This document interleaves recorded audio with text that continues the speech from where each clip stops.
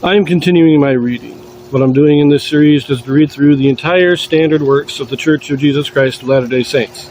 This consists of the Bible, the Book of Mormon, the Doctrine and Covenants, and the Pearl of Great Price. I am reading in a chronological order of events, not according to publication or volume, so I will be skipping around a bit as I move along. So in my last video, we read about the turmoil in the northern kingdom of Israel that occurred during the reign of Uzziah, or Azariah, as he's called in 2 Kings.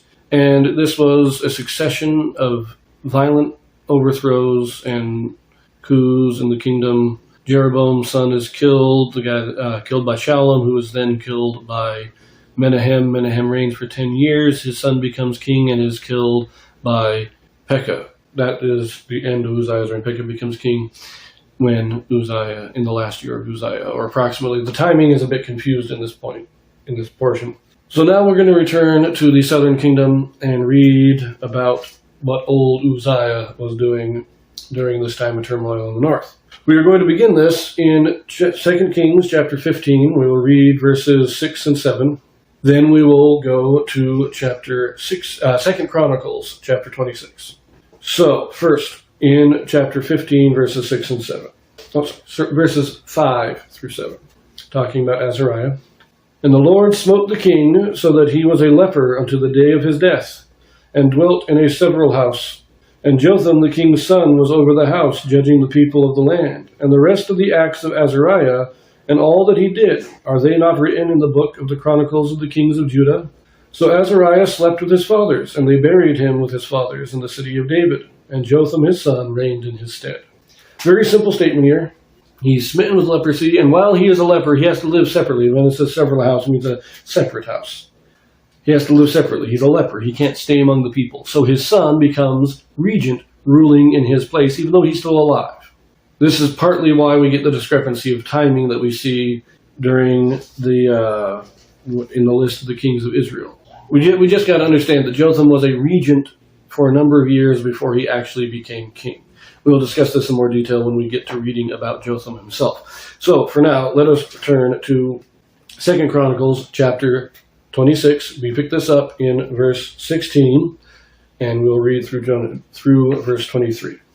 But when he was strong, his heart was lifted up to his destruction, for he transgressed against the Lord his God, and went into the temple of the Lord to burn incense upon the altar of incense. So again, this is talking about King Uzziah, or Azariah.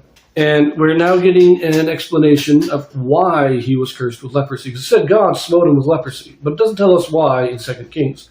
This is going to tell us why.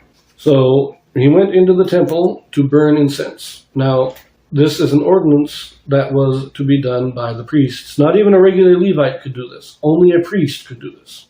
So, verse 17. And Azariah the priest went after him, and with him 80 priests of the Lord that were valiant men.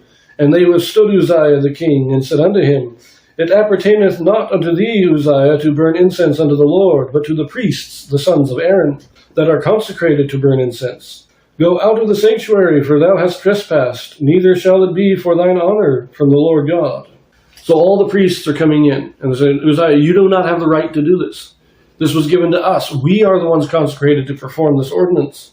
See, Uzziah, he's been built up by the Lord. He's been greatly blessed by God. He's been able to build up the defenses of the kingdom. He's done a couple of conquests. He's feeling mighty proud of himself. And he's thinking, God will let me do anything. I'm going to pray. And I don't think this was just him saying, oh, God, I'm going to do this to show how great of a guy I am, to show that I have this. No, I think he was saying, God has blessed me greatly. He's not going to mind if I burn a little incense to him in my gratitude towards God. I'm going to do this because God has blessed me, and I know God is on my side, and he will appreciate me doing this. And the priests are saying, no, you do not have the right to do this. Do not think that God will approve of this. God is not going to approve. You are not authorized to do this. We continue in verse 19. Then Uzziah was wroth, and had a censer in his hand to burn incense. And while he was wroth with the priests, the leprosy even rose up in his forehead before the priests in the house of the Lord, from beside the incense altar. And Azariah the chief priest and all the priests looked upon him, and behold, he was leprous in his forehead. And they thrust him out from thence, yea, himself hasted also to go out, because the Lord had smitten him. And Uzziah the king was a leper unto the day of his death, and dwelt in a several house, being a leper. For he was cut off from the house of the Lord. And Jotham his son was over the king's house, judging the people of the land. The priests tell him, don't think this is going to go good for you. God is not going to approve this. And he gets mad. And he starts lighting that incense anyways. Oh, no, this God is on my side. And as soon as he starts lighting that incense, I can just picture it. It doesn't exactly describe it this way, but this is the way my mind pictures it, is that he lights the incense and the smoke of the incense rises up, and as it goes up past his forehead, past his face, the smoke itself causes the leprosy to break out in his forehead. Just a nice visual image to me. And the priests see it, and they point it out and say, you've got to get out of here, you're leprous, you're not allowed in here, you are unclean now. And to his credit, Uzziah realizes this, and it says that he also hasted to get out of there. I think there was two things here going on in his mind. First, he was scared to death. He was just instantly smitten with leprosy. He's wondering, oh, these priests were right. I was doing wrong. I got to get out of here before God smites me anymore. And at the same time, I think it was, he understood that this meant he was unclean. He was not even allowed to be in the temple, let alone burning incense. And so the two emotions, the two ideas going through his mind, I do believe that both of them were there, because I think Uzziah was a great guy. He understood things. He let his greatness, he let his blessings go to his head a little bit, but he knew he was unclean. He had to get out of the temple. And at the same time, he was scared to death that God would smite him even more. And so he ran. He hasted out of there. Anyways, verse 22. Now the rest of the acts of Uzziah, first and last, did Isaiah the prophet, the son of Amos, write. So Uzziah slept with his fathers, and they buried him with his fathers in the field of the burial, which belonged to the kings, for they said, he is a leper. And Jotham his son reigned in his stead.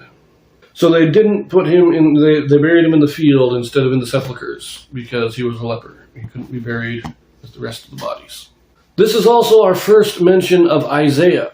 Now Isaiah, we'll be getting to Isaiah shortly. I believe I will be starting him tomorrow. Right now we're going to continue in the Kings just a little bit longer, and we will talk about Isaiah in a little bit. But this is the first mention of Isaiah in the Scriptures.